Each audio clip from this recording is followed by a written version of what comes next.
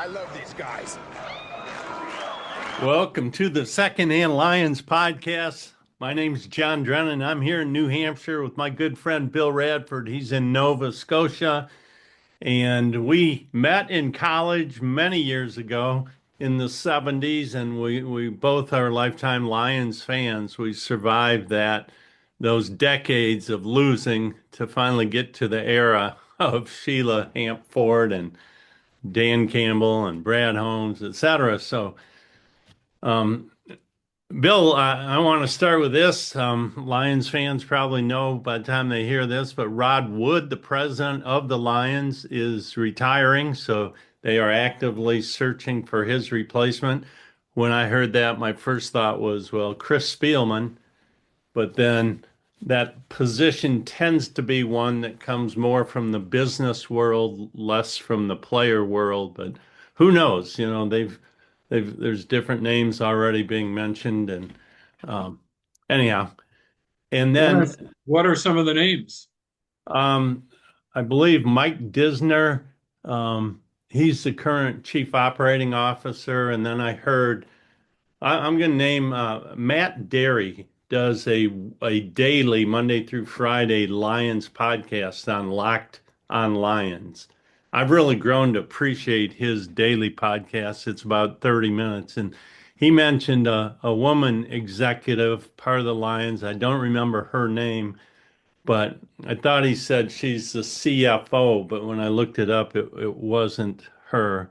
Allison, I believe, is her name. But anyhow, a business executive who's been with the Lions and or the Fords.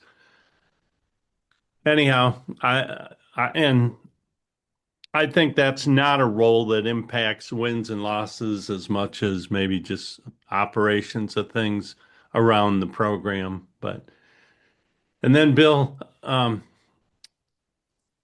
want to talk about their new offensive coordinator, Petzing, they hired him soon after the season, and in fact, before the Super Bowl.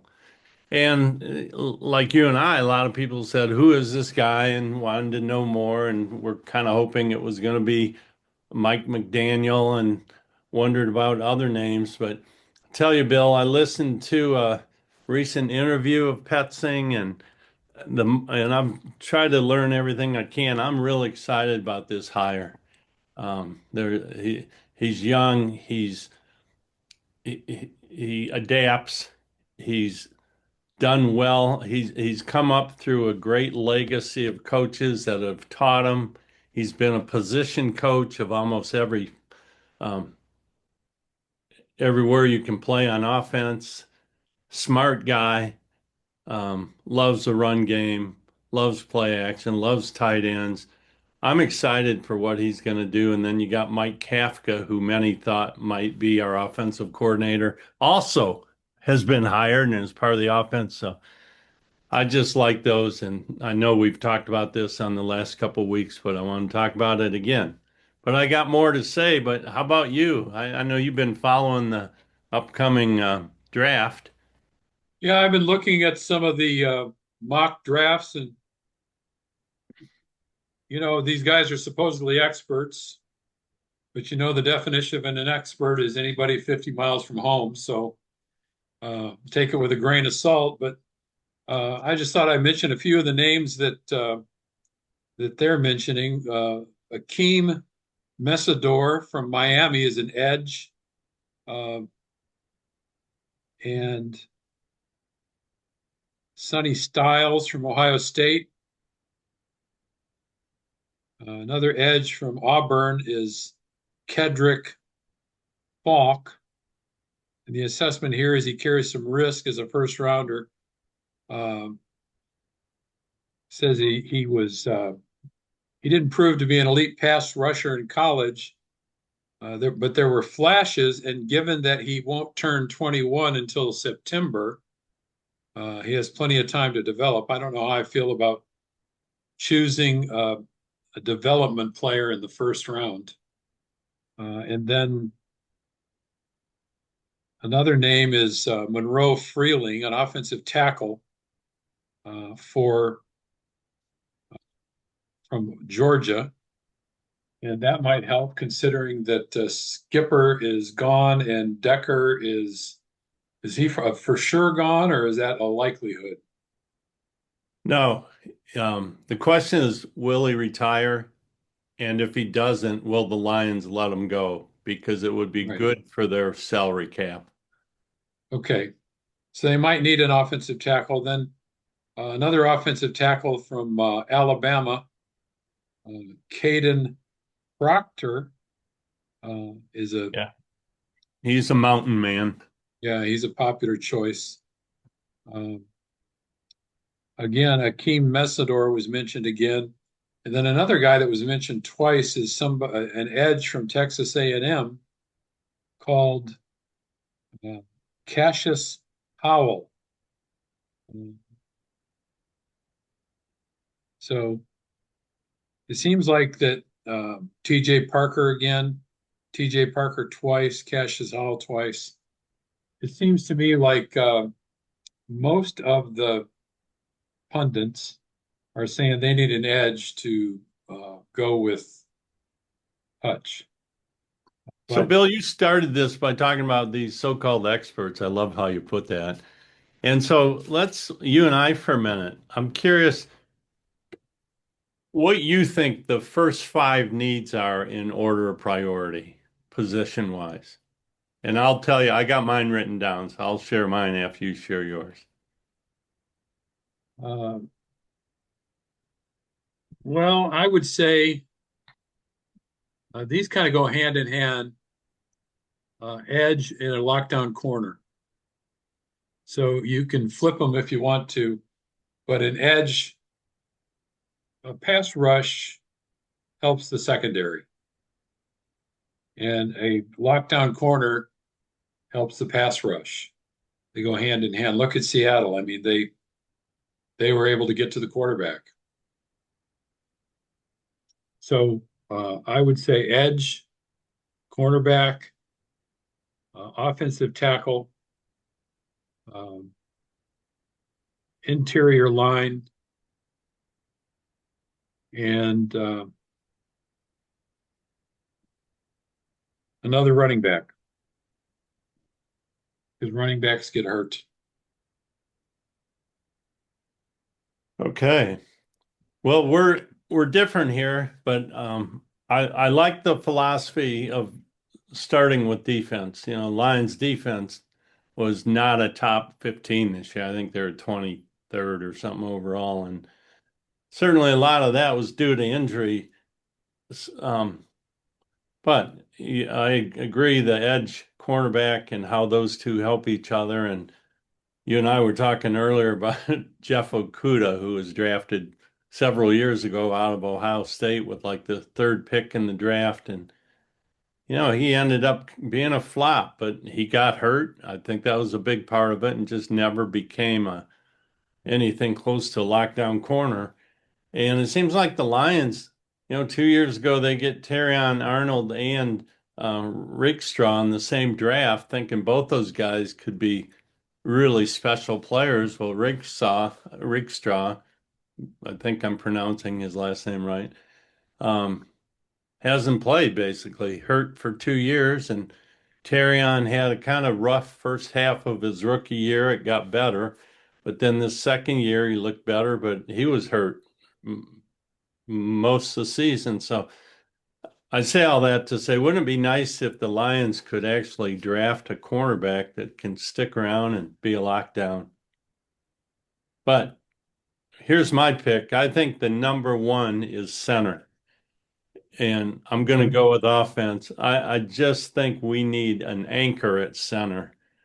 And my number two is tackle. So a second offensive lineman, but why? Well, partly to go with their new offensive coordinator, and partly because I think at tackle, as good as Taylor Decker's been, he's been so hurt, he might retire. They might decide to let him go because it could free up enough cap space to pay a new center, a new tackle, and a new cornerback rookie salary. My third option, an edge. And, they're definitely going to get one, whether it's in the draft or free agency. My fourth is a safety. And that's only because I think Kirby Joseph's future is in question, and I don't think Brian Branch will be 100% anywhere close by the start of the season. So, two of the best safeties in the NFL that we have, we don't have. And then quarterback was my fifth option. Cornerback was my fifth option. So, Yeah, those are good choices, John. The only one that I might differ with you on is center. I just think it's difficult for a rookie to come in and play center right off the bat.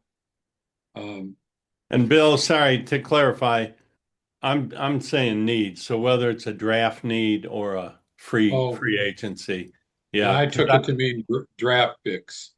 yeah, because we were talking drafts. You're right. Because I 100% agree with you. I don't want to count on a rookie center. Right, So, and I think there's potentially three or four good centers, either free agency or trade options that the Lions could pursue. right. So that's what I probably would have included center if I would have understood your Right. question better.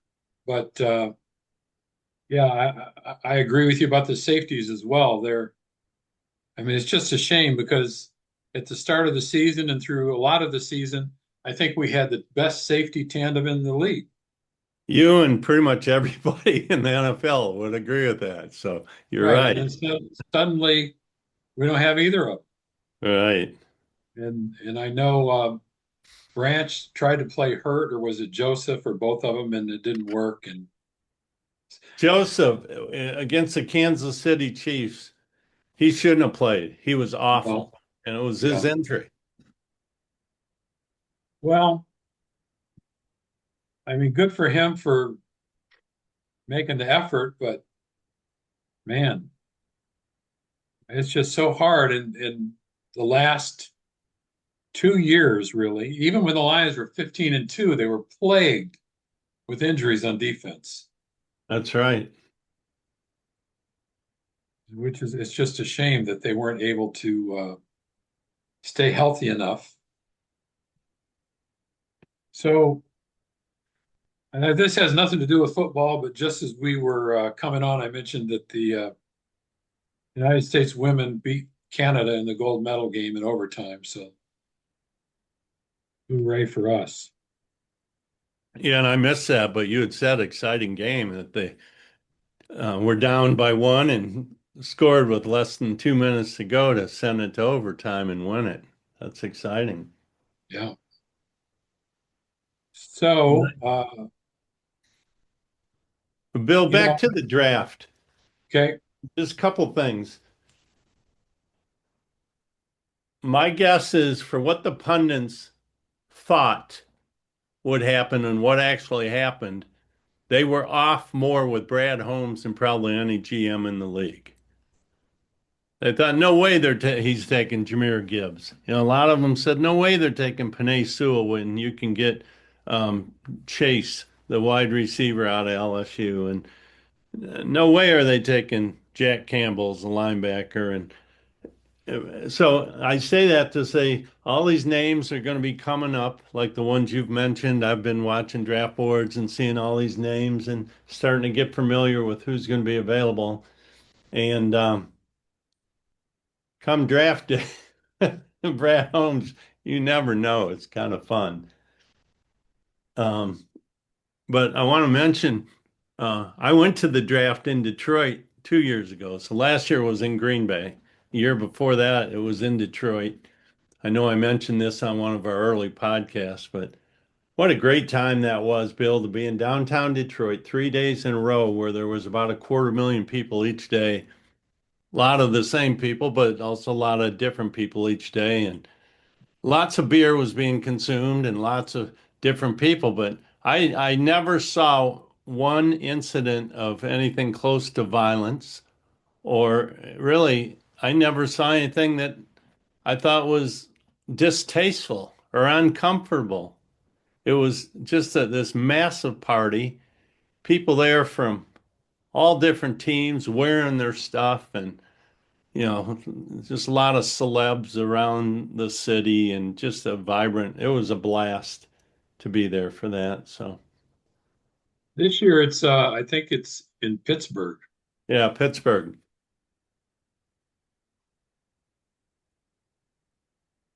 So um, back to Petzing, I'm going to be really interested to see what he does with the offense because what I've heard is he focuses on what Detroit is good at, the play action game, running the ball. Man, when that year we were 15-2, I mean, if it was third and goal from the six, we're as likely as anything to hand it off and score a touchdown. Right. So, Well, he likes to use the 13, and what that means, and this kind of stuff I've learned this year. When you hear 13 offense, that's one running back and three tight ends. When you right. hear 12, that's one running back and two tight ends, so you have an extra receiver. But the 13, I mean, you got two tight ends, let's say on the same side of the ball as Panay Sewell, and another one on the other side who maybe's coming across. You're blocking with a Sherman tank. And we didn't have that capacity this year. Kind of did Well, last year. the only difficulty that I see with the 13. So you have your five regular offensive linemen, you have three tight ends, that's eight. You have a quarterback and a running back, that's 10. You only have one wideout. Right. So you're basically saying we're going to run. Good luck stopping us. Right. But who you putting who's not in the game? Amon St. Brown or Jameson? Doesn't matter. You're going you're you're going for a third and one. Well, Doesn't right. matter. Sure, but I wouldn't want to run 13 all the time. Oh no, no, no. It's very situational. Now 12 can be good because you got two wideouts and two tight ends, effectively four receivers plus a running back. I think we're going to get smarter this year with offense just because of Petzing and everything we learned. Well, we missed Ben Johnson. We did. Yeah, and honestly, I was very hopeful that Johnny Moe would do the job given how long he'd been around and everything he'd seen and been part of, but he just wasn't the guy, and Petzing, I think, will be the guy. He won't be Johnson, but who knows? I know he's excited. The big question's been, do the Lions keep David Montgomery? And in his interview, I heard, he referenced Montgomery a lot and how much you can do with two backs of that caliber. And I think you and I and every Lions fan I've been around would love to see both Gibbs and Montgomery on the field at the same time. For You can't run 12 or 13 with that. That's right. But you don't need two and three tight ends if you're just churning yards and going in the end zone. I think Gibbs will be used as a receiver a lot, as he kind of was last year, and but Montgomery's a good receiver, so I'm just excited with what Petzing does with these guys. Well, you mentioned Johnny Moe was not the guy that we were hoping for. Neither was Coach Campbell. No, and Bill, I think part of it when he took over play calling, which I think was a good thing, wasn't good from the standpoint I think the rest of his coaching dropped. He just you can only do so much on the sideline during a game, and calling plays and managing a game just doesn't seem possible. And by the way, Bill, Well, one thing Petzing said in his interview is he said, I think he said it this way: we have four offensive coordinators. Me, meaning Petzing, who has been in that role, Kafka, who was in that role this year with the Giants, Dan Campbell, who's been calling plays for the Lions, and Jared Goff. And I love that he mentioned Jared Goff. He said he's an offensive coordinator on the field. This guy is so good. I mean, Petzing, just really stroked Goff's ego, but I think in a genuine way. So I love that. I saw it sometimes. Uh, I know Facebook has become something for old people like me. The funny thing is, I got I resisted for a long time. I finally got a Facebook account so I could talk to my kids, and now none of them use it. So, And I don't but use it. So is there anyone left out there for you? right. But a lot of times they do these comparisons, and they did a comparison of Goff and Stafford since the trade, and Oh it's yeah. astounding how close they are. Yep. I saw that comparison. The quarterback rating at the end is within a point, one and the other. I don't even remember which one was highest. Excuse me, but um,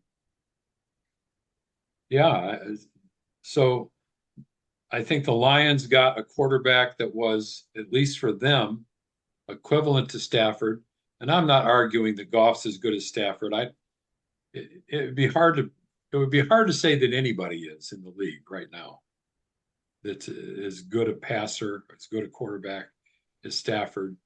But all of the other things that we got with Goff, I think that made a great trade for us.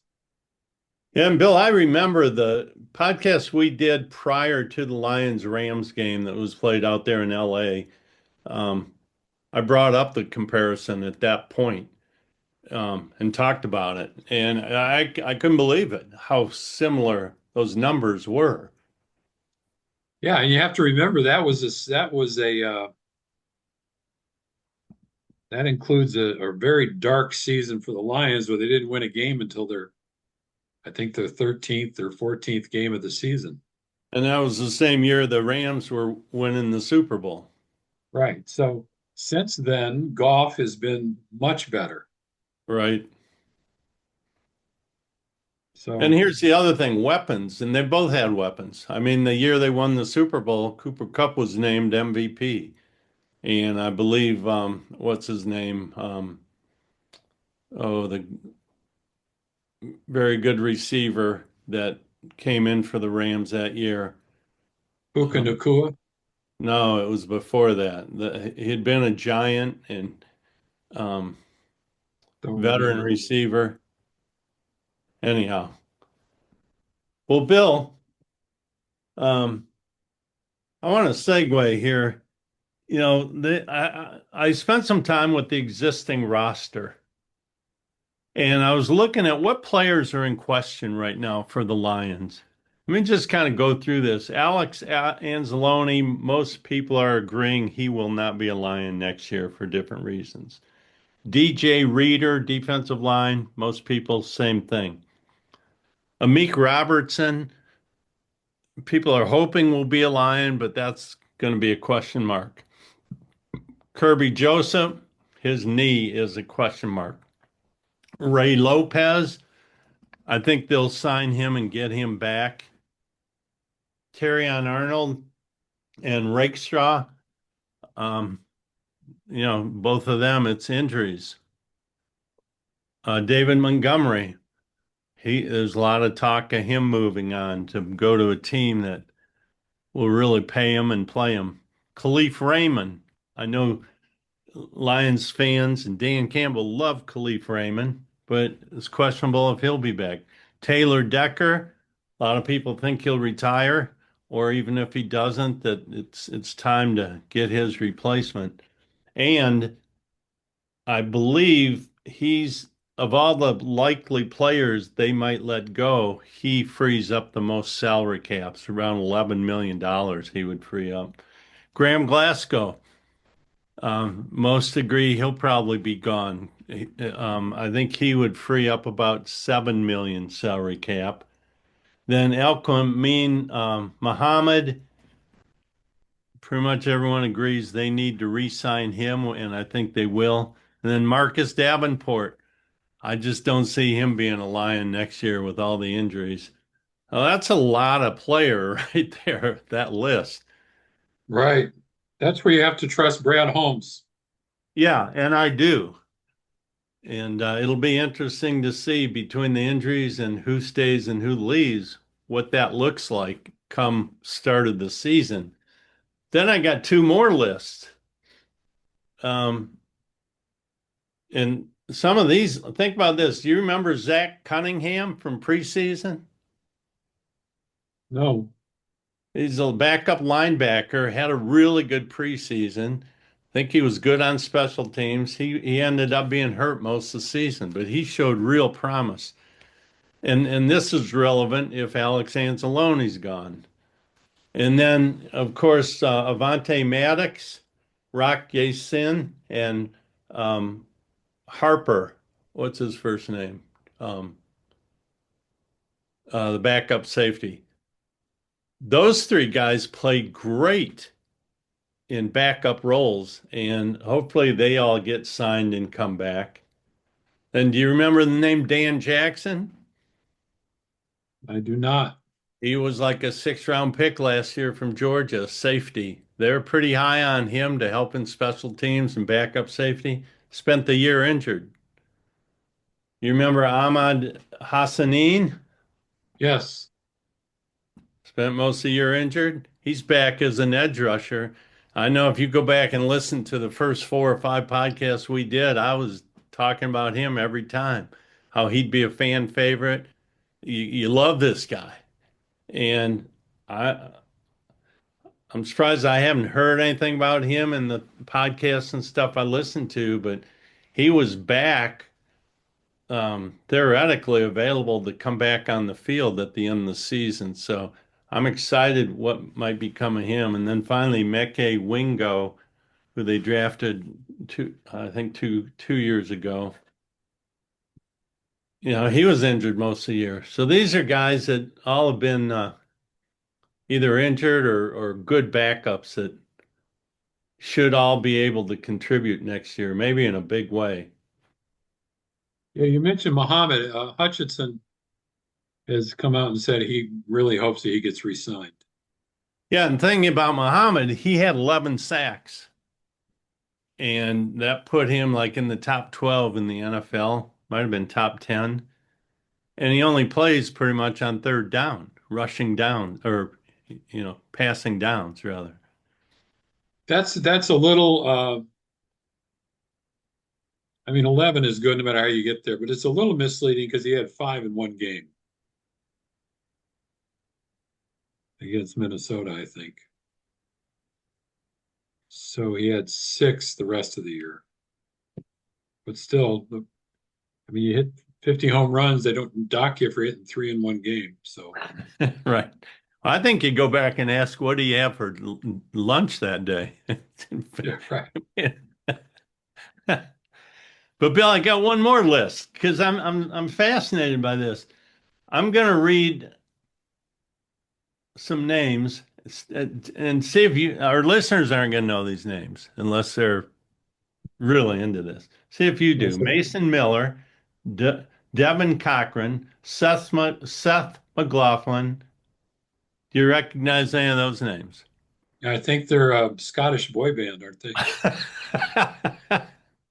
Well, let me add three more names and see now they all share the same thing. Jamarco Jones, Colby Swordstill, and Giovanni Manu. I know Giovanni Manu. So he's a tackle that this year is going to make or break. And Right. I proposed recently switch him to D line and just have him be a run stuffer. Colby Swordstill, this will be his fourth year. He's 6'6", 315-pound tackle out of William and Mary, hurt all year. It's his make or break year. Jamarco Jones, 6'4", 315 pounds. This will be his seventh year out of Ohio State. He was going to be kind of the backup to Decker. He was hurt all year.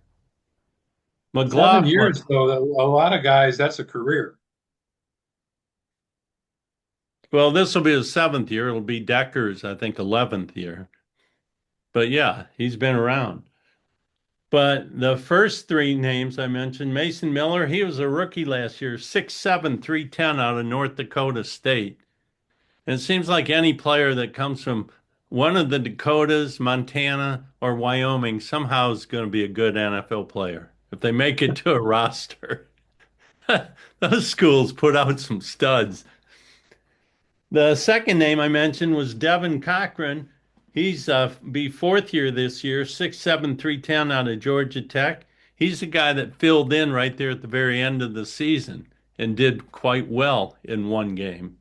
And then finally, Seth McLaughlin, 6'4", 305-pound rookie, Ohio State. I didn't even know he was on the roster till I just went and looked. So, what's my point? That's six potential offensive linemen, tackles mainly, big potential studs, virtually all hurt this year. Is that going to yield us some depth at tackle? I would think It so. could be. One of I've heard this multiple times. One of the most important abilities for an NFL player is availability. I love that. If you're hurt all the time, you're not available, no matter what your skill set is. If you can't stay on the field, it doesn't matter. So, it's not necessarily their fault. People say things like, "Well, he just had a lot of bad luck. He kept getting hurt." Either that or his body just wasn't built to play NFL football. Yeah, yes, a lot of factors there.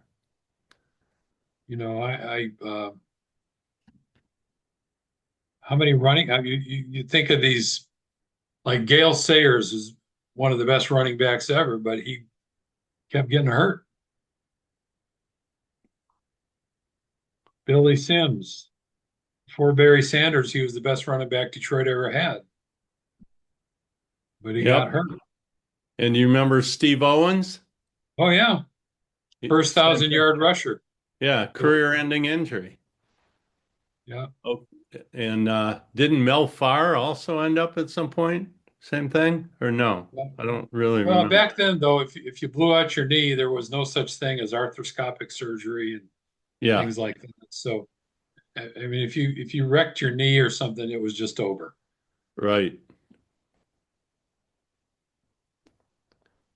And Bill, so when you mentioned that, Ennis Rakestraw, who I've mentioned, they were so high on him when they drafted him 2 years in a row, different injuries, sidelined both years. So yeah, it's too bad. Um, all right, well, we're coming back next week. I think the what do we call it? The NFL Olympics is coming up with the what's the combine. Okay, We're there you gonna go. see how fast you can run, how high you can jump, how far you can throw. But I never heard it put that way, but that's pretty good.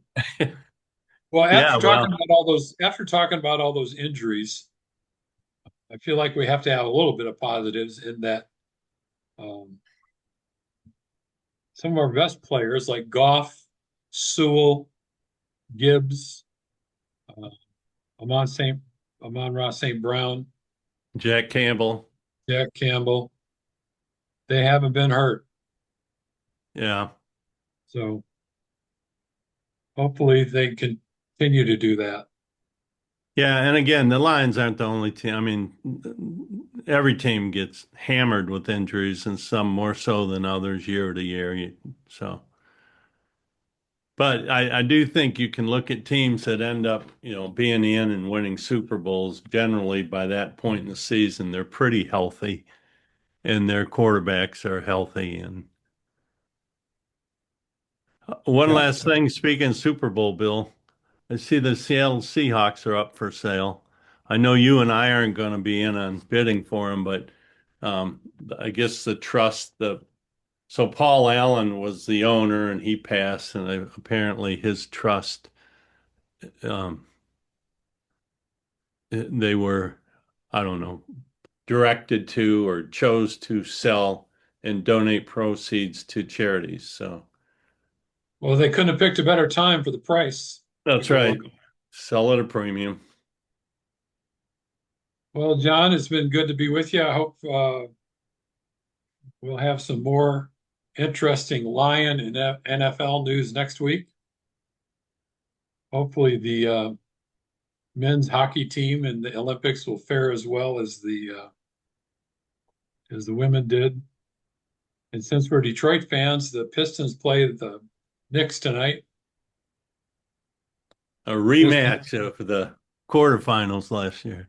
right? The Pistons are in first place by a wide margin in the Eastern Conference. And last I saw, they were ahead of the Thunder in terms of losses. I think they had 13 and the Thunder had 14 losses. Here you go. So it's pretty exciting stuff. And Michigan basketball is on top of the world. Yeah, they saw them the other night, Bill. They beat Purdue in spite of giving the ball to Purdue on a regular basis. I thought, when are you guys going to stop throwing the ball to Purdue? They still won by like 10 because they overcame mistakes, and that's what really good teams do. Well, they wanted to make it a little more enjoyable for the Purdue fans, I guess. Yeah, piss them off more. So, all right. We'll see you next week. For our listeners, thanks for tuning in here to the Secondhand Lions podcast. We're taking the trip to the Super Bowl with the Lions, hopefully next season. All right, Bill. See you in a week. Right. I know.